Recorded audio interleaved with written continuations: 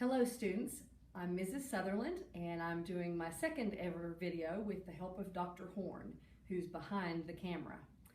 I am going to use this as my pointer. It is a trident and we're going to talk about the word trident first. Tri obviously means three and dent means teeth, 3 teeth, and it turns into a tool that a fisherman might use to gig a fish. Trident, it's a tool. So this is going to be my pointer, and we're going to talk about words and their changes over time. Most people know the word trident, but don't recognize its origin. It means 3 teeth.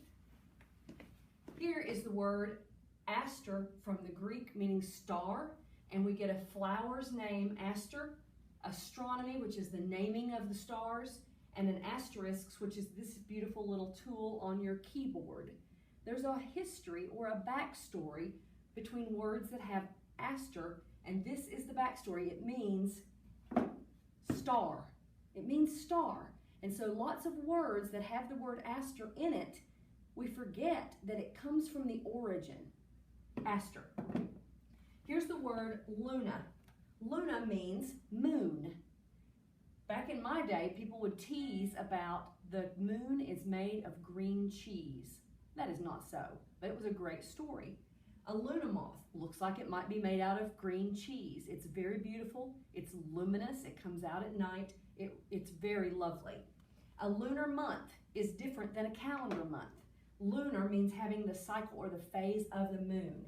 And then there's this beautiful character in Harry Potter. Her name is Luna, and she acts a bit more like she's in touch with the moon at night than she is in the sun. She's a little bit maybe loony. I love that girl. She's excellent in that movie. One of my favorite old words is monarch, because it is also one of my favorite butterflies, the monarch butterfly. It means one or one ruler. Monarch, a beautiful, beautiful butterfly. At the top, it means one beautiful ruler.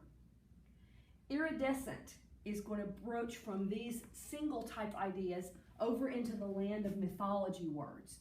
Mythology has a lot of loveliness, but it also has application to our language.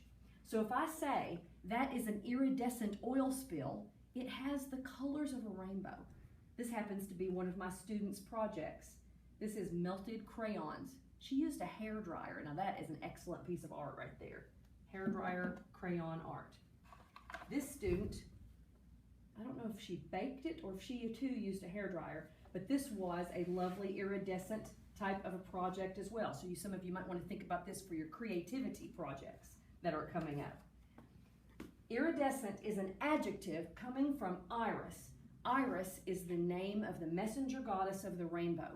Iridescent comes out of the word iris, but most people don't know that. They might know this word, or they might know the noun iridescence, but they don't recognize that it has a mythological origin. It has a backstory.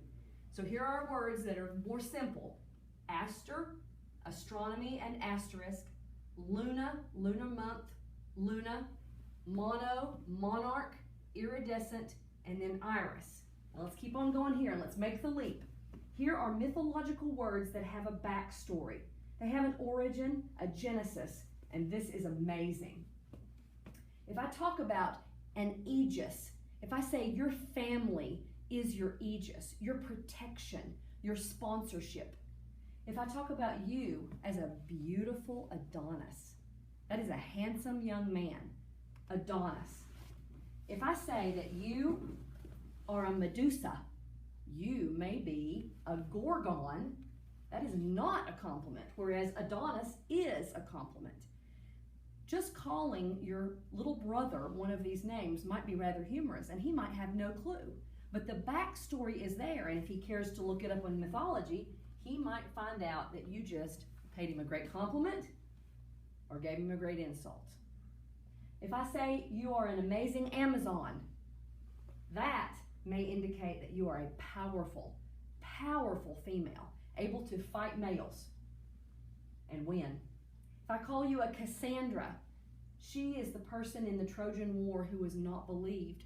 She had been given the beautiful gift of prophecy by Apollo, and then she was cursed by Apollo. so that no one would ever believe the truth. Cassandra is a tragic kind of name. If I say I have a Herculean problem and it's my lack of technology skills, that's kind of funny actually. Herculean problem is a big one. It's the size that only Hercules himself could conquer or tackle. If I name a boat the Titanic, it is supposed to be an amazing, huge, unbeatable ship, I guess. But as we all know, the Titanic did sink. Maybe it was the Olympian iceberg that got it. Chimerical is a play on the story that you read a couple of weeks ago. The chimera was a magical, strange, horrific combination of a lion and a goat and a serpent, I think. A chimera. And you may know some of these words too. An Achilles heel. We're getting ready to read about Troy in 3 weeks. Midas. A gorgon was connected to Medusa. Hydra is a persistent evil. I think that Hercules will slay the Hydra. That's correct when we get to the Hercules story in a week or two. And a narcissist fits back with our backstory about 4 weeks ago, the story of Echo and Narcissus. An Odyssey and a siren, and the word Stygian comes from the root word Styx. Basically, in these next 9 weeks, I want us to focus a lot on words and how their meaning shifts from mythology to an application in current language. Perhaps each week, I think we will do somewhere between 3 and 10 of these words. And it's pretty exciting to me because I'm such a word freak. I love the words. I love enjoying using them. I like baffling people when they hear a word and don't know what it means. And I also just love the backstory. As you know, I love mythology. I wanted to tell you that this is kind of an introduction to this word time and how our mythology may slant just a little bit more toward writing and vocabulary this term. We'll still be reading the book.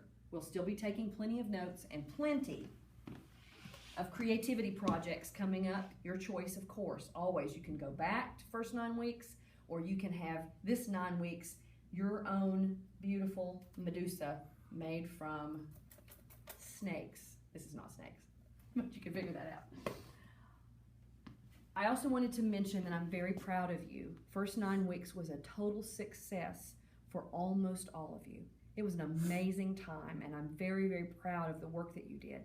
Some of you have increased your grammar skills. Some of you have increased your vocabulary and your writing. Some of you actually remember to put capitals and periods all the time now. It's pretty stunning when you write your notes. I also must admit that I love the art that you put in there. You have been putting beautiful Google images, and 2 of you have been drawing some of your own pictures. So you take notes and then you draw Pegasus. It is amazing what you have been doing. I'm delighted. I'm proud to be your teacher.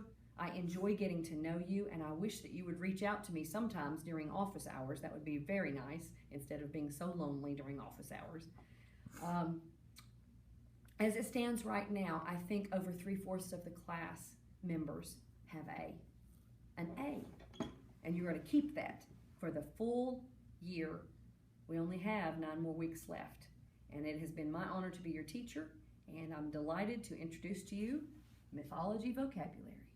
Here am I, signing off, Dr. Horn.